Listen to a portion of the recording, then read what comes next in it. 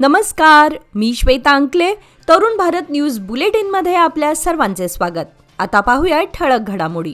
बेळगाव शहरामध्ये घर बांधण्यासाठी इमारत परवानगी मिळवताना महापालिकेत एजंटांमार्फतच काम करून घ्यावं लागत असल्याचा आरोप आज सोमवारी महापालिकेच्या बैठकीत महापालिका सदस्य राजशेखर डोनी यांनी केला.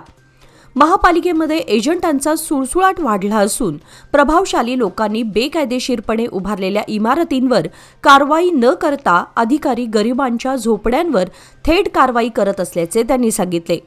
यावर प्रतिक्रिया देताना महापौर मंगेश पवार यांनी महापालिकेतील एजंटांचा हस्तक्षेप तातडीने थांबवण्याची गरज असल्याचे स्पष्ट केले. या संदर्भात संबंधित अधिकाऱ्यांना योग्य सूचना देण्याचे आदेश महापालिका आयुक्तांना देण्यात येतील असेही त्यांनी सांगितले. कर्नाटक दलित संघर्ष समितीच्या वतीने आज सोमवार दिनांक 12 जानेवारी रोजी बेळगाव महापालिका कार्यालयासमोर आंदोलन करण्यात आले. या आंदोलनात संघटनेने बेळगाव किल्ला तलावात भगवान बुद्ध यांची मूर्ती बसवण्यास तसेच राष्ट्रीय महामार्गाच्या प्रवेशद्वारावर छत्रपती शाहू महाराज यांची मूर्ती स्थापन करण्याची मागणी केली. संघटनेचे नेते आणि कार्यकर्ते म्हणाले की महापालिका कौन्सिलने या विषयावर तात्काळ निर्णय घेतला नाही तर 26 जानेवारी रोजी काळे झेंडे दाखवून मोठ्या प्रमाणावर आंदोलन करण्यात येईल. आंदोलनादरम्यान काही वेळेस पोलीस आणि कार्यकर्त्यांमध्ये शाब्दिक तणाव निर्माण झाला. यानंतर महापालिकेचे आयुक्त कार्तिक एम, महापौर मंगेश पवार आणि बेळगाव उत्तरचे आमदार आसिफ सेठ यांनी संघटनेच्या नेत्यांशी चर्चा केली. प्रशासनाकडून 8 दिवसांच्या आत हा प्रश्न सोडवण्याचे आश्वासन मिळाल्यानंतर आंदोलन शांत झाले. बेळगाव महापालिकेच्या मालकीच्या अनेक दुकानांचा लीज कालावधी संपूनही तो वाढवून किंवा दुकाने ताब्यात न घेता ती सुरू ठेवण्यात आल्याने महापालिकेच्या उत्पन्नाचं नुकसान होत असल्याचा आरोप नगरसेवकांनी केला. सोमवारी झालेल्या महापालिकेच्या कौन्सिल बैठकीमध्ये सदस्य रवी धोत्रे आणि रियाज किल्लेदार यांनी महापालिकेच्या हद्दीतील लीज संपलेल्या दुकानांबाबत अधिकारी कारवाई करण्यात अपयशी ठरत असल्याचा आरोप केला. या निष्क्रियतेमुळे महापालिकेच्या कर महसुलाची फसवणूक होत असल्याचे त्यांनी स्पष्ट केले. यावर प्रतिक्रिया देताना महापौर मंगेश पवार यांनी महापालिकेच्या मालमत्तेचे संरक्षण करणे ही सर्वांची सामूहिक जबाबदारी असल्याचे सांगितले आणि लीज संपलेल्या दुकानांचा सविस्तर सर्वेक्षण करण्याची आवश्यकता व्यक्त केली. दरम्यान महापालिका आयुक्त एम. कार्तिक यांनी लीज कालावधी संपलेल्या दुकानांची अचूक संख्या जाणून घेण्यासाठी तातडीने सर्वेक्षण करण्यात येईल असे आश्वासन दिले. रायबाग तालुक्यातील कुडची पोलीस ठाण्याला रविवार दिनांक 11 जानेवारी रोजी बेळगाव जिल्हा पोलीस प्रमुख राम राजन के यांनी भेट देऊन पोलिसांना विविध सूचना दिल्या. त्यांनी पोलीस क्वार्टर्स आणि स्थानक परिसराची पाहणी केली आणि सुधारणा करण्यास सांगितले. प्रत्येक तक्रारीची FIR नोंद करावी, पंचगिरी न करता त्वरित गुन्हा दाखल करावा असे स्पष्ट निर्देश दिले. अपघात टाळण्यासाठी ट्रॅक्टर ट्रॉलीवरील रिफ्लेक्टर, जोरात साऊंड सिस्टीम, लहान मुलांना वाहने देणे व मद्यपान करून गाडी चालवणाऱ्यांविरुद्ध कठोर कारवाई करण्याचे आदेश दिले. वाहतुकीच्या नियमांचे पालन करण्यासाठी स्थानिक स्वराज्य संस्था व नागरिकांना पुढाकार घेण्यास सांगितले. तसेच अन्याय करणाऱ्यांविरुद्ध त्वरित कारवाईचीही सूचना दिली. यावेळी पोलीस अधीक्षक प्रशांत मुन्नोळी, पोलीस निरीक्षक रतनकुमार जिरगिहाळ, उपनिरीक्षक प्रीतम नाईक आणि इतर वरिष्ठ पोलीस अधिकारी उपस्थित होते. आंदोलन नगर निपाणी येथील श्री स्वामी समर्थ मंदिरातील दानपेटी अज्ञात चोरट्यांनी शुक्रवारी मध्यरात्री सुमारे 12:30च्या सुमारास लंपास केल्याची घटना घडली आहे. या संपूर्ण घटनेचा CCTV फुटेज उपलब्ध असून 4 चोरटे कॅमेऱ्यात कैद झालेत. या प्रकारामुळे निपाणी शहरासह उपनगरात भीतीचं वातावरण पसरलंय. विशेष म्हणजे या चोरट्यांनी 2 दिवसांपूर्वी 30 छाप BD कार्यालयाजवळ चोरीचा प्रयत्न केला होता. त्यावेळीही 2 चोरटे CCTVमध्ये कैद झाले होते. मात्र निपाणी शहर व उपनगरांमध्ये मागील महिन्याभरामध्ये चोरीच्या अनेक घटना घडूनही लाखो रुपयांचा ऐवज चोरट्यांनी लंपास केला असतानाही अद्याप पोलिसांना आरोपींना अटक करण्यात यश आलेलं नाही. त्यामुळे नागरिकांमध्ये उलटसुलट चर्चा सुरू आहे. काही दिवसांपूर्वी पट्टणकुडी येथील सूर्यदेव मंदिरातील दानपेटीतील रक्कम चोरट्यांनी पळवली होती. त्यानंतर आता निपाणीतील श्री स्वामी समर्थ मंदिरातील दानपेटी चोरीस गेल्यानं निपाणी शहरासह ग्रामीण भागातही भीतीचं वातावरण निर्माण झालंय. आज सोमवारी महानगरपालिकेच्या बैठकीत महापालिका सदस्य गिरीश धोंगडे यांनी कपिलेश्वर कॉलनी व मुचंडी मळा परिसरातून जाणाऱ्या बळ्ळारी नाल्याच्या दुरुस्तीसह परिसरातील अंतर्गत गटारी, बोअरवेल व विहिरींच्या स्वच्छतेचा प्रश्न उपस्थित केला. या कामांसाठी वारंवार विनंती करूनही अद्याप कोणतीही ठोस कारवाई झालेली नसल्याची तक्रार त्यांनी केली.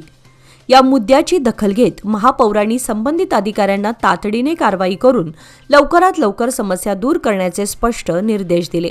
यावेळी उपमहापौर वाणी जोशी, आमदार आसिफ सेठ तसेच नगरसेवक अजिम पटवेगार, रवी साळुंखे, वैशाली भातकांडे, शिवाजी मंडोळकर, अस्मिता पाटील, सोहेल संगोळी, हनुमंत कोंगाळी यांच्यासह महापालिकेचे अधिकारी व कर्मचारी उपस्थित होते.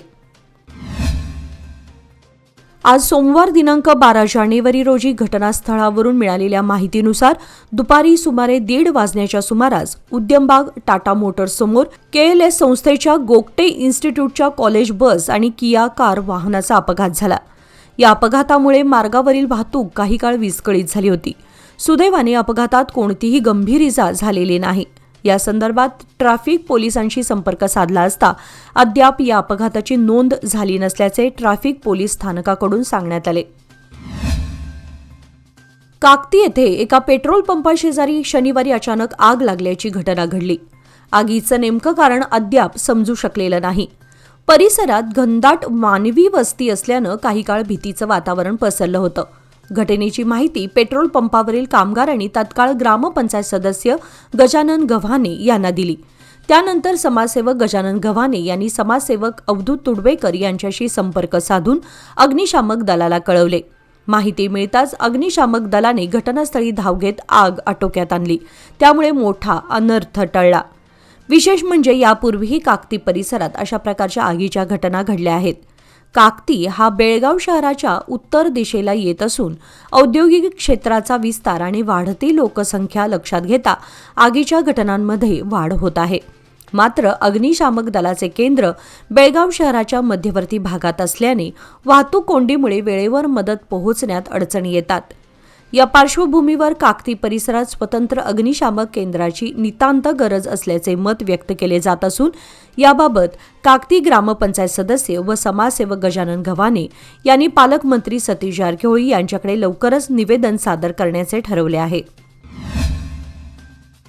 17 जानेवारी हुतात्मा दिनाच्या पार्श्वभूमीवर खानापूर तालुका महाराष्ट्र एकीकरण समितीची बैठक 12 जानेवारी रोजी छत्रपती शिवाजी महाराज स्मारक येथे झाली. बैठकीच्या अध्यक्षस्थानी तालुका समितीचे अध्यक्ष गोपाळराव देसाई होते, तर प्रास्ताविक सरचिटणीस आबासाहेब दळवी यांनी केले. सुरुवातीला दिवंगत कार्यकर्त्यांना श्रद्धांजली अर्पण करण्यात आली. राजाराम देसाई यांनी सीमा प्रश्नासाठी बलिदान दिलेल्या हुतात्म्यांना अभिवादन करण्यासाठी सर्वांनी बहुसंख्येने उपस्थित राहावे असे आवाहन केले. युवा समिती सीमाभागचे कार्याध्यक्ष व खानापूर युवा समितीचे अध्यक्ष धनंजय पाटील यांनी मराठी सन्मान यात्रेला सहकार्य करण्याचे आवाहन करत शिवसेना शिंदेगट बेळगाव जिल्हा कार्यकारिणी बरखास्त करण्याची मागणी केल्याचे सांगितले. माजी आमदार दिगंबर पाटील यांनी पंतप्रधानांची भेट घेण्यासाठी दिल्लीला जाण्याचे आवाहन करत मराठी कार्यकर्त्यांवरील अन्याय सहन केला जाणार नसल्याचे स्पष्ट केले.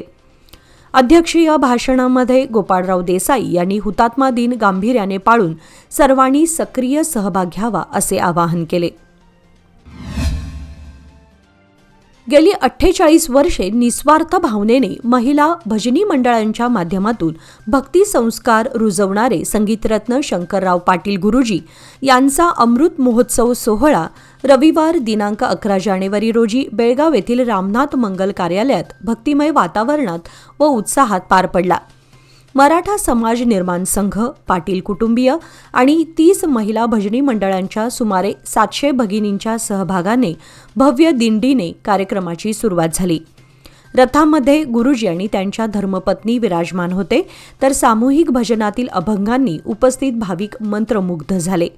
या सोहळ्यास बेळगावचे महापौर मंगेश पवार प्रमुख पाहुणे म्हणून उपस्थित होते, तर माजी महापौर मालोजीराव अष्टेकर प्रमुख वक्ते होते. व्यासपीठीय कार्यक्रमामध्ये दीपप्रज्वलन, गुरुतत्व सन्मान, तुलाभार आणि अमृत महोत्सवानिमित्त खास केक कापण्यात आला. गुरुजींच्या अखंड भक्तिसेवेच्या सन्मानार्थ सर्व महिला भजनी मंडळांच्या वतीने 5 लाख रुपयांचा धनादेश गुरुदक्षिणा स्वरूपात प्रदान करण्यात आला. कोणताही मोबदला न घेता सर्व जाती धर्मांच्या महिलांना भजनाचे मार्गदर्शन करणाऱ्या गुरुजींच्या कार्याचे मान्यवरांनी भरभरून कौतुक केले. तर कार्यक्रमाचा समारोप स्नेहभोजनाने झाला.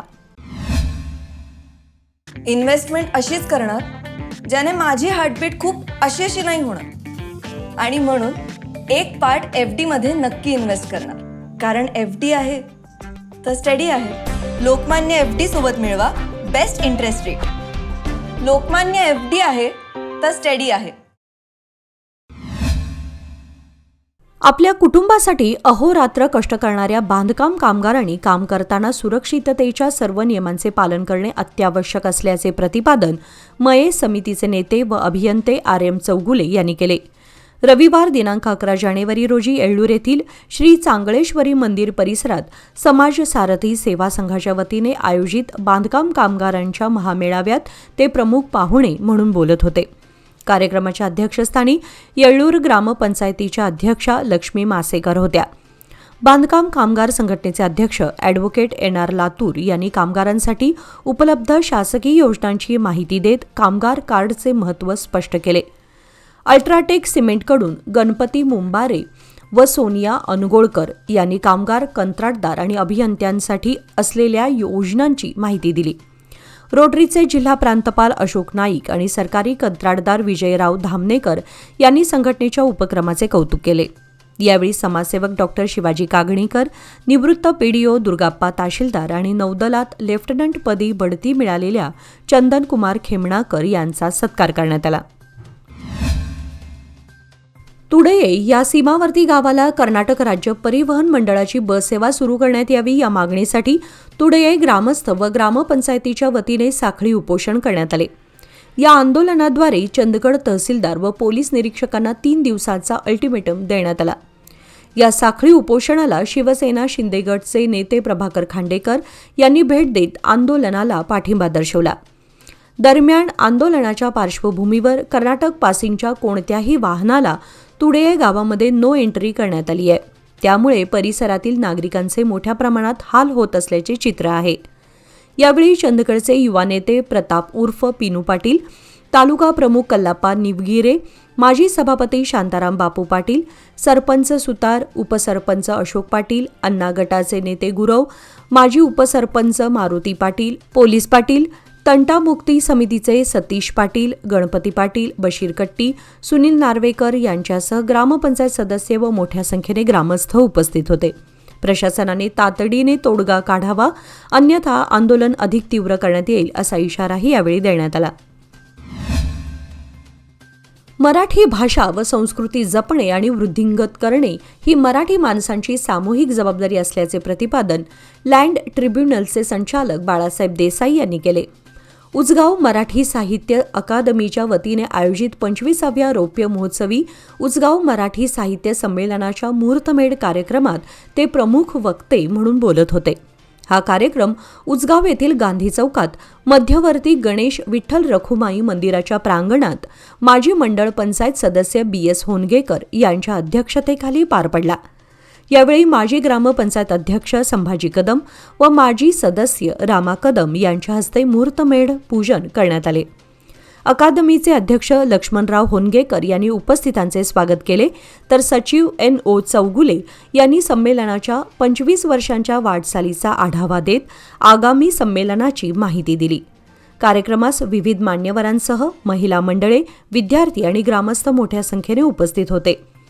येत्या रविवारी 18 जानेवारी रोजी होणारे 25वे उजगाव मराठी साहित्य संमेलन मोठ्या दिमाखात साजरे करण्याचा निर्धार यावेळी व्यक्त करण्यात आला. बेळगाव येथील पहिला क्रॉस भाग्यनगर परिसरात असलेल्या श्री अय्यप्पा भक्त मंडळी यांच्या वतीने इरुमुडी पूजा व महाप्रसाद कार्यक्रमाचे आयोजन करण्यात आले आहे. स्वर्गीय श्री T. शांतनम गुरुस्वामी यांच्या पावन आशीर्वादाने तसेच श्री यशवंत गुरुस्वामी यांच्या मार्गदर्शनाखाली भगवान श्री अय्यप्पा यांच्या पूजेचा 54वा वर्षपूर्ती सोहळा आज सोमवार दिनांक 12 जानेवारी आणि उद्या मंगळवार दिनांक 13 जानेवारी रोजी भक्तिभावाने साजरा होत आहे. या 2 दिवसीय धार्मिक कार्यक्रमांतर्गत आज सोमवारी सायंकाळी 6:30 ते रात्री 9:30 या वेळेमध्ये पूजा, भजन, महामंगलारती व प्रसादाचे आयोजन करण्यात आले आहे. तर उद्या मंगळवारी सकाळी 6 वाजल्यापासून इरुमुडी पूजेस प्रारंभ होणार असून दुपारी 12:30 ते 4:30 या वेळेमध्ये अन्नदान कार्यक्रम आयोजित करण्यात आला आहे. या पवित्र पूजा विधीसाठी भाविकांनी आपल्या कुटुंबीय व मित्र परिवारासह मोठ्या संख्येने उपस्थित राहून सबरीमला श्री अय्यप्पा स्वामींचे आशीर्वाद व प्रसाद ग्रहण करावा असे आवाहन आयोजकांनी केले आहे.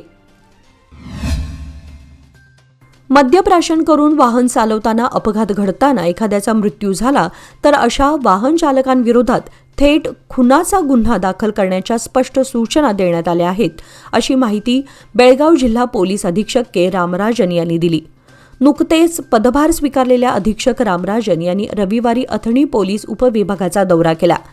यावेळी अथणी, कागवाड, कुडची, रायबाग, हारुगिरी व ऐगडी येथील पोलीस ठाण्यांना भेट देऊन तेथील कार्यपद्धती, सुविधा, मनुष्यबळ, प्रलंबित प्रकरणे तसेच नागरिकांशी पोलिसांचा संवाद याची पाहणी केली. यानंतर अधिकाऱ्यांना आवश्यक सूचना व मार्गदर्शन करण्यात आले. होसूर बेळगाव येथील प्रतिष्ठित नागरिक तसेच सरकारी वकील महावीर रामशेट्टी यांचे चिरंजीव आणि ज्येष्ठ वकील शीतल महावीर रामशेट्टी यांची बेळगाव वकील बार असोसिएशनच्या अध्यक्षपदी निवड झाल्याबद्दल त्यांचा सत्कार करण्यात आला. तसेच होसूर येथील प्रतिष्ठित नागरिक व मराठा मंगल कार्यालयाचे संचालक मारुती डोळेकर यांच्या कन्या प्रीती डोळेकर यांनी वकिलीची पदवी प्राप्त केल्याबद्दल त्यांचाही सन्मान करण्यात आला. हा सत्कार सोहळा श्री गणेश मंदिर मराठा मंगल कार्यालयाच्या वतीने अध्यक्ष रवींद्र भोसले तसेच सर्व संचालक मंडळाच्या उपस्थितीत संपन्न झाला. या कार्यक्रमात संचालक भाऊराव सैनुचे, मारुती डोळेकर, आनंद जाधव, बाळासाहेब भोसले, मारुती हलगेकर, कल्लापा शहापूरकर, विनायक शहापूरकर, प्रशांत भातकांडे, सेक्रेटरी सुरेश सैनुचे, मॅनेजर रेश्मा मंडोळकर तसेच परिसरातील अनेक कार्यकर्ते मोठ्या संख्येने उपस्थित होते. निपाणी तालुक्यासह सीमा भागात तंबाखू कापणी हंगाम अंतिम टप्प्यात असतानाच अचानक बदललेल्या हवामानामुळे तंबाखू उत्पादक शेतकरी मोठ्या चिंतेत सापडलेत. रविवारी सकाळपासूनच ढगाळ वातावरण निर्माण झाल्यानं अनेक शेतकऱ्यांच्या अडचणी वाढल्या आहेत, तर सायंकाळी पावसाचा शिडकावा होतो की काय अशी परिस्थिती निर्माण झाली होती. मात्र या परिसरात पावसाने हुलकावणी दिली असली तरी नजीकच्या कागल तालुक्यासह महाराष्ट्रात अनेक ठिकाणी पावसाने शिरकाव केला आहे. चिकोडीसह परिसरात अलीकडच्या काळामध्ये परिवहन मंडळाच्या बसेसमध्ये प्रवासी क्षमतेपेक्षा कितीतरी जास्त गर्दी होत आहे. मोटार वाहन कायद्याच्या नियमांचे उघडपणे उल्लंघन करणाऱ्या या बसेस अपघातांना निमंत्रण देत आहेत. सामान्य नागरिक आणि विद्यार्थी एका गावातून दुसऱ्या गावात जाण्यासाठी पूर्णपणे बसेसवर अवलंबून असतात, पण गरजे इतक्या बसेसची व्यवस्था नसल्याने अपुऱ्या बसेसमधूनच प्रवाशांना गर्दीतून व लटकत प्रवास करावा लागतो. बसेस उपलब्ध नसतील तरच लोक खाजगी वाहनांचा विचार करतात. मात्र सध्या परिवहन मंडळाच्या बसेसमध्ये क्षमतेपेक्षा दुप्पट प्रवासी प्रवास करत आहेत. या असुरक्षित प्रवासामुळे मोठा अनर्थ घडण्याची भीती लोकांमध्ये निर्माण झाली आहे. निपाणी येथील पुणे-बेंगळूर राष्ट्रीय महामार्गावरील स्तवनिधी घाटाच्या वळणावर झालेल्या ट्रक आणि कारच्या भीषण अपघातात एका 12 वर्षीय मुलाचा मृत्यू तर 3 जण गंभीर जखमी झालेत. अपघातात मृत्यू झालेल्या मुलाचं नाव सिद्धार्थ तवडरे, राहणार रामनगर, निपाणी असे आहे. महेश तवडरे वय 42, नारायण यादव वय 48 कुर्ली आणि सौरभ बागे वय 23 श्रीपेवाडी हे 3 जण या अपघातात जखमी झाले असून त्यांच्यावर रुग्णालयात उपचार सुरू आहेत. याबाबत समजलेली माहिती अशी की कारने ओव्हरटेक करत असताना मागून भरधाव वेगात आलेल्या ट्रकने जोराची धडक दिल्याने हा अपघात झाला. या धडकेमुळे कार रस्त्यावर उलटली आणि मोठे नुकसान झाले.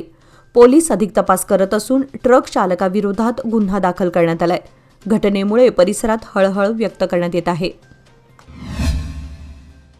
मराठा मंदिर येथे झालेल्या महाराष्ट्र एकीकरण युवा समितीच्या बैठकीत सुरुवातीला 17 जानेवारी रोजी हुतात्मा दिनी बहुसंख्येने उपस्थित राहण्याचे आवाहन करण्यात आले.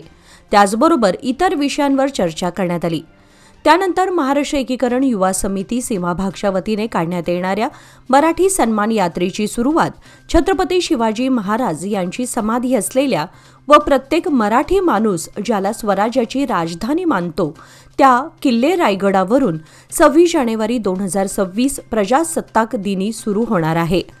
26 जानेवारी हा स्वतंत्र भारताचा लोकशाही दिवस मानला जातो व भारतरत्न डॉक्टर बाबासाहेब आंबेडकर यांनी देशाला दिलेल्या घटनेचा संविधान दिवस मानला जातो.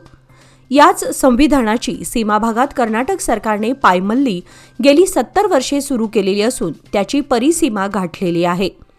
युवा समिती सीमाभागचे अध्यक्ष शुभम शेळके यांच्या अध्यक्षतेखाली मराठा मंदिर बेळगाव येथे झालेल्या दिनांक 12 जानेवारीच्या बैठकीत मराठी सन्मान यात्रेच्या नियोजनासंदर्भात बैठक पार पडली. ज्या कोणी कार्यकर्त्यांना या सन्मान यात्रेत सहभागी व्हायचे असेल त्यांनी 20 जानेवारी 2026 पर्यंत नावे नोंदवावीत असे आवाहन करण्यात आले.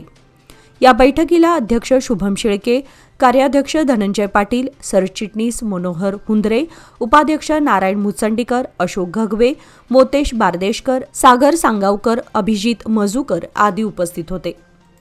याचबरोबर आजचे बातमीपत्र इथे संपले. अधिक माहिती आणि ताज्या घडामोडींसाठी पाहत रहा तरुण भारत न्यूज चॅनल. तसेच आमच्या चॅनलला लाईक, शेअर आणि सबस्क्राईब करायला विसरू नका. आणि विश्वासार्ह बातम्यांसाठी दररोज वाचा दैनिक तरुण भारत. धन्यवाद.